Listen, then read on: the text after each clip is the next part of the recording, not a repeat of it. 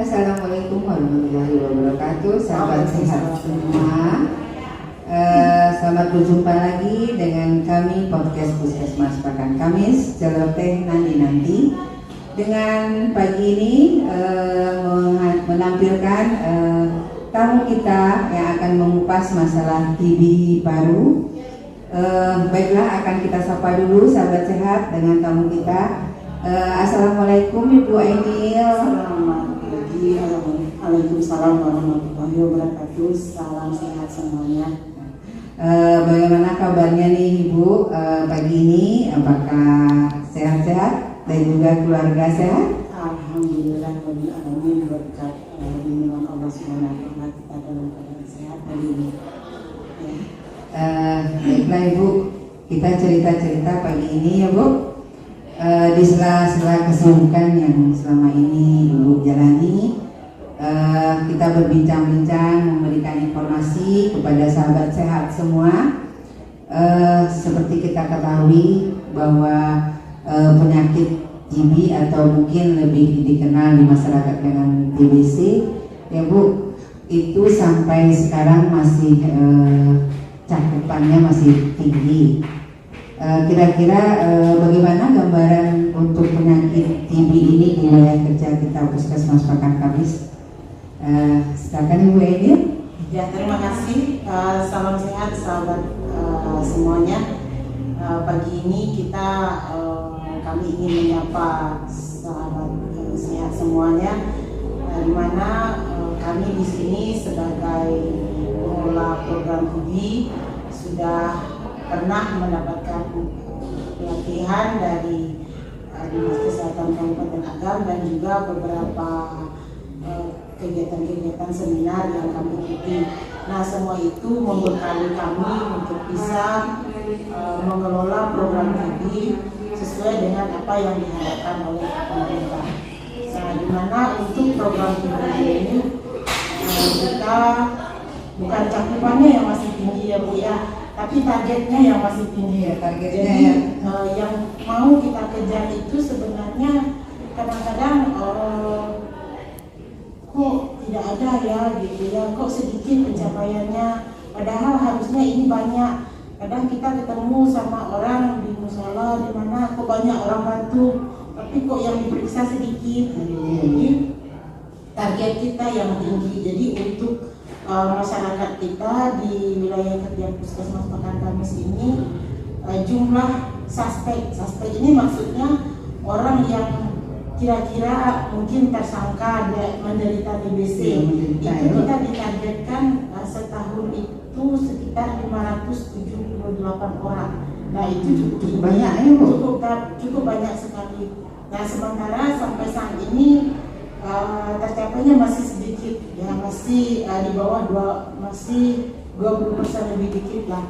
Jadi oleh karena itu target ini yang mau kita capai secara bertahap, di mana pencapaian ini kita memang melibatkan beberapa sektor, mungkin lintas sektor dan lintas program. Lintas sektor ini misalnya Wali, tokoh masyarakat, kader, dan juga pihak-pihak yang memang mau memberikan sumbangsinya untuk program TB. Nah, untuk lintas program ya teman-teman kita dari Pusku, Polines, kemudian juga kawan-kawan yang berada di unit pelayanan, misalnya di Puskesmas, dan juga kita mau ada kerjasama dengan praktek swasta juga. Nah, melalui adanya informasi, misalnya seseorang datang ke poliklinik berobat, tadinya misalnya keluhannya cuma pilek, demam. Nah, kita di unit pelayanan melakukan semacam anamnesa. Anamnesa ini kita coba untuk terarah. Kalau misalnya dia batuk, misalnya kita gali berapa batuknya, berapa lama, sudah berapa lama batuknya, batuknya itu berdahak atau tidak. Kalau pasiennya mengatakan baru kita lakukan lagi seminggu sebelumnya ada juga batuk gitu. Kadang-kadang masyarakat menyampaikan ke kita, kadang-kadang disembunyikan ya Bu. Disembunyikan baru 3 hari. Kalau zaman COVID itu kita sering menerima masyarakat yang kurang jujur kepada kita karena dia takut di swab. Karena katanya nanti positif COVID. Ya, jadi takut dibilang COVID. Jadi kita tanya lagi, ada nggak minggu sebelumnya? Kadang-kadang ini demamnya sudah berulang, misalnya sudah sembuh 3 hari sakit lagi, sembuh seminggu sakit lagi begitu. Jadi kita tidak hanya memakai patokan dari program TB ini, biasanya kan kita pakai batuk 2 minggu itu udah suspek daripada TB. Sudah kita curigai dia kemungkinan dia menderita TB, dia harus diperiksa dahaknya kan seperti itu. Nah, tapi kadang-kadang karena pasiennya takut dikatakan COVID atau segala macam, dia malah menyembunyikan 3 hari aja gitu ya. Jadi kalau biasanya semakin tajam kita melakukan anamnesa atau artinya kita melakukan menggali riwayat kesehatannya, biasanya itu terbuka ternyata memang dia udah lama sebenarnya batuk yang begini, tapi tidak kunjung memeriksakan diri. Nah, setelah itu kita motivasi di bagian pelayanan, dokter, para medisnya ikut memotivasi, sampai akhirnya dia bisa untuk diperiksa dahaknya. Nah begitu. Jadi kalau udah diperiksa dahaknya kan kita tahu nanti tindakan apa setelah itu yang mau kita laksanakan, ya apa yang mau kita ambil. Ini kan kalau seandainya pasien itu datang dengan bergejala ya batuk, ada orang yang tidak batuk Bu, tidak ada gejala awalnya batuk berdahak, tapi lihat kondisi fisiknya berkemungkinan kita curiga bahwa pasien tersebut ada gejala TB-nya gitu. Kalau pasien yang demikian itu bagaimana kita menentukannya Bu? Dengan jalan apa gitu? Di sinilah pentingnya tadi itu kita kerjasama tim. Ya, pada saat dia datang itu mungkin batuknya lagi nggak berdahak, tapi sebelum itu mungkin dia punya sejarah batuk berdahak. Selain dari batuk berdahak ini apa ya Bu? Kira-kira ciri-ciri kalau seandainya orang itu dinyatakan menderita TB? Biasanya gejalanya itu ada berkeringat malam, dan berat badannya makin lama menurun ya Bu. Kemudian kadang-kadang ada sesak nafas ya. Nah, khusus untuk bayi biasanya kita heran kok ini anak nggak naik-naik berat badannya, padahal batuk nggak begitu, tapi kadang-kadang demam juga. Jadi di sinilah pentingnya keahlian kawan-kawan untuk sama-sama bisa menjaring pasien TB di tengah masyarakat. Nah, kalau misalnya nanti kita tidak menemukan dia batuk, kemungkinan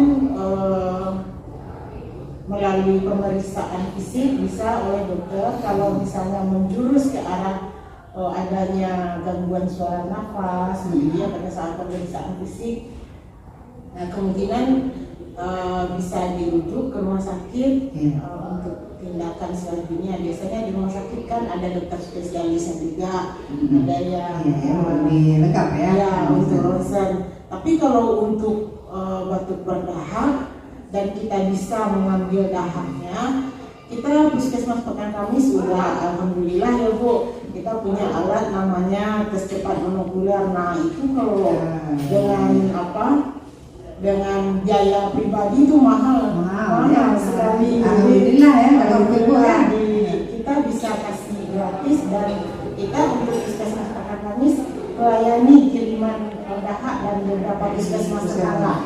Ya, jadi nanti diperiksa di sini itu udah ketahuan ada kuman TBC-nya enggak dalam dahaknya, atau kuman TBC-nya itu masih sensitif dengan obat TB biasa, atau kuman TBC-nya udah nggak bisa lagi dilayani dengan obat TBC yang biasa gitu. Ya gitu, ada istilahnya nanti TBSO itu TB yang masih sensitif dengan obat TB yang ada di puskesmas. Nah, ada juga TB-RO namanya. TB-RO itu penyakit TBC yang sudah resisten dengan obat. Nah, kebetulan kalau untuk kita di puskesmas Pamekasan ini biasanya untuk dewasa ini paketnya. Iya. Nah, ini ada juga Bu tentang pengobatannya. Biasanya kan kalau obat masyarakat berobat umum secara umum itu kan obat TB ini dikenal cukup mahal ya Bu. Ya. Apakah masyarakat bisa mendapatkannya secara gratis Bu? Nah, ya kita untuk masalah biaya pengobatan. Kalau biaya pengobatan kita ikut aturan Perda.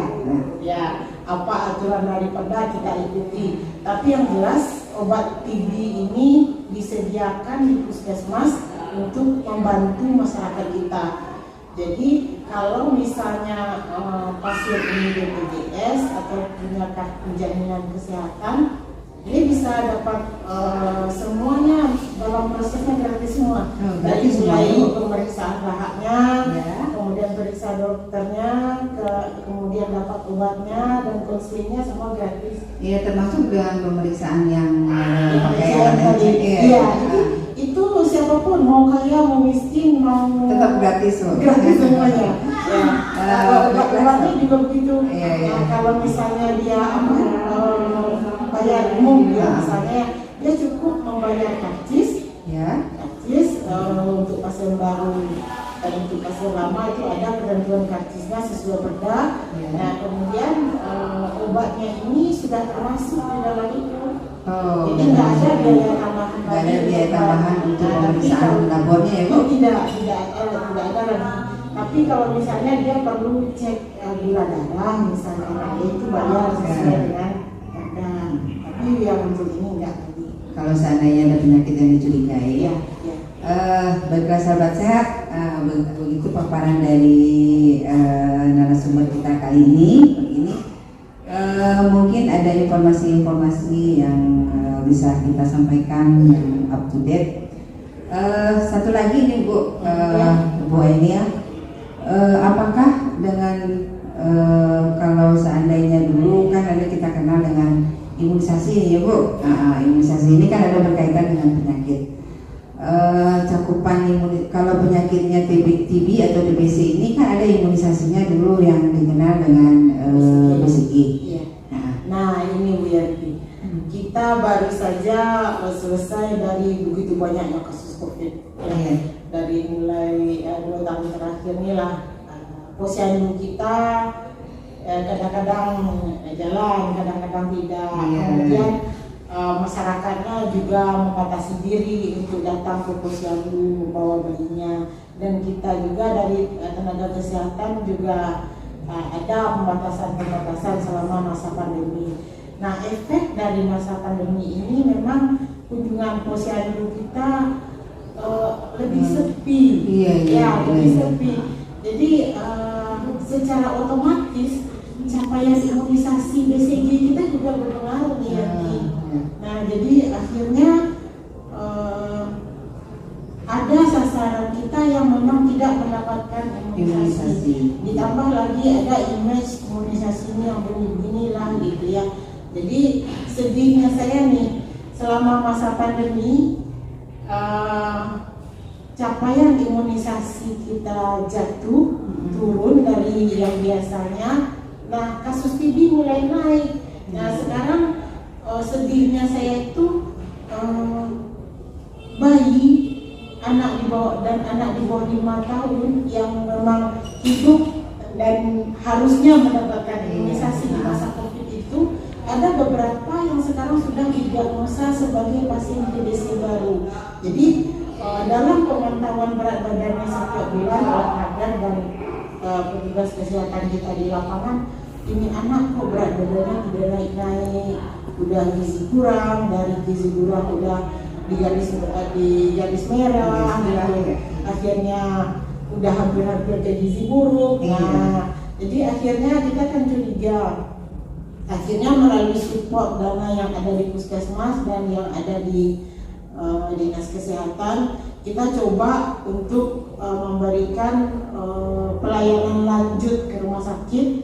Itu petugasnya merujuk pasiennya ke rumah sakit bersama keluarga, kemudian di rumah sakit dilayani oleh dokter spesialis anak, dilakukan tes mantuk dan ronsen dada.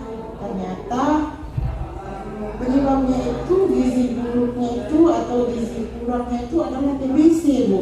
Nah, jadi sedih juga setelah ditanya ada nggak imunisasi BCG pada saat bayi? Tidak, Bu. Nah, begitu. Berarti jadi ada hubungannya. Iya, emang cukup erat hubungannya ya, Bu. Ada hubungannya. Jadi kasihan sekali. Terpaksa sekarang ada beberapa bayi yang masih kecil, yang makannya belum masih nasi lembek begitu ya, dia harus minum obat TB setiap hari selama 6 bulan. Dan itu memang kita pantau. Tapi yang namanya anak minum obat tidak akan sama dengan reaksi orang dewasa minum obat. Belum lagi traumanya, gimana yang ngasih obat itu setiap hari lagi. Pengobatannya sama dengan yang dewasa ya, Bu, selama 6 bulan.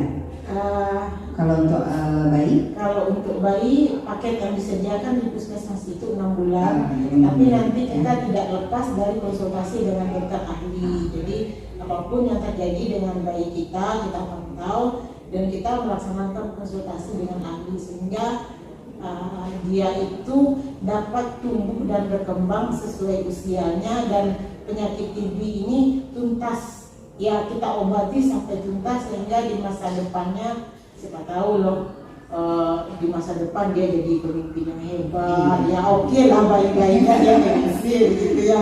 Tapi kita mau setelah dia besar jadi orang hebat, gantiin posisi kita setelah kita tua gitu ya. Nah, ya berarti masyarakat tuh jangan putus asa ya, Bu, kalau seandainya anaknya menderita TB. Pembiayaan ini semuanya gratis nih, Bu? Maksudnya yang ke rumah sakit? Penanganan, iya, yang ke rumah sakit itu sampai saat ini kita ada support dana. Jadi itu yang kita antar, bayinya itu kita antar ke rumah sakit, kita dampingi untuk konsultasinya. Nanti udah dapat resume pengobatan dari dokter ahli, kita lanjutkan di puskesmas. Nah itu gratis itu. Nah penanganan nanti di puskesmas tergantung ya umum apa BPJS ya. Kalau umum kan paling dia bayar 8.000 kan, dia bayar karcis 8.000 ya. Itu udah dapat obat anti TB untuk bayi. Nah kalau kita disuruh beli di luar, wah itu mahal sekali. Jadi saya suka bilang sama orang tuanya, ibu bapak anaknya harus minum obat TBC nih selama 6 bulan. Obat ini kalau dibeli di luar harganya sekian juta, mahal ya. Nah sekarang saya minta dana yang sekian juta itu tetap bapak ibu keluarkan, tapi untuk beli makanan tambahannya ya, untuk beli vitaminnya ya, untuk beli makanan sehatnya ya. Jadi tidak untuk membeli yang lain. Jadi dana itu anggaplah kita masih keluarkan. Jadi tujuannya saya mau anak bapak ibu sembuhnya lebih cepat. Iya. Nah gitu. Baiklah, udah cukup kupasan ya dari Ibu Ainil, udah cukup mendetail. Mudah-mudahan masyarakat bisa memahami apa yang dijelaskan oleh Ibu Ainil tadi. Baiklah Ibu, mungkin karena ada kesibukan lain, mungkin Ibu terima kasih waktunya, sudah mengambil waktu Ibu di sela-sela kesibukan. Mudah-mudahan apa yang Ibu Ainil berikan bisa bermanfaat bagi yang mendengarkan, atau mungkin ada masyarakat di luar sana yang anaknya mungkin menderita TB. Mudah-mudahan bisa mengambil dari cuplikan kita ini, bisa Bapak Ibu untuk menangani anaknya secara sedini mungkin. Karena apa? Karena penyakit TB itu bukannya memutuskan harapan gitu ya Bu Ainil ya. Bukan memutus harapan untuk anak-anak kita meraih cita-citanya di masa depan, karena penyakit TB atau TBC ini bisa disembuhkan gitu Ya, Pak ya. TB bisa diobati, Iya, bisa diobati. bisa kita sembuhkan Sampai tuntas ya Bu. Sampai Nah, tuntas. sampai Dan tuntas. jangan pernah minum obat tidak tuntas. Sebagian separuh-paruh ya Bu. Jangan meminum obat sampai tidak tuntas. Iya. Kalau tidak tuntas kita takutnya ada ini loh, ada TB kebal obat. Balik lagi penyakitnya ya Bu. Bukan, TB-nya itu lebih berat. Jadi Iya. kumannya itu lebih Kumannya kuat. belum mati, karena kumannya belum mati Udah gitu ya. lebih kuat. Nah, Iya. kalau udah itu, nah itu lebih lama lagi. Itu lebih lama lagi. Mungkin Iya, obatnya pun lebih obatnya lebih yang banyak. lebih bahaya lagi, Bu. Yang lebih keras lagi mungkin ya. Obatnya lebih banyak. Nah, Ya. Baiklah Ibu ini terima kasih kami ucapkan atas paparannya pagi ini. Baiklah sahabat sehat semua, mungkin pertemuan kita pagi ini cukup sampai di sini. Nantikan podcast kami mengudara kembali dari Puskesmas Pakan Kamis. Kami Promkes Puskesmas Pakan Kamis mohon pamit untuk pagi ini. Salam sehat semua. Sehat semuanya. Assalamualaikum warahmatullahi wabarakatuh.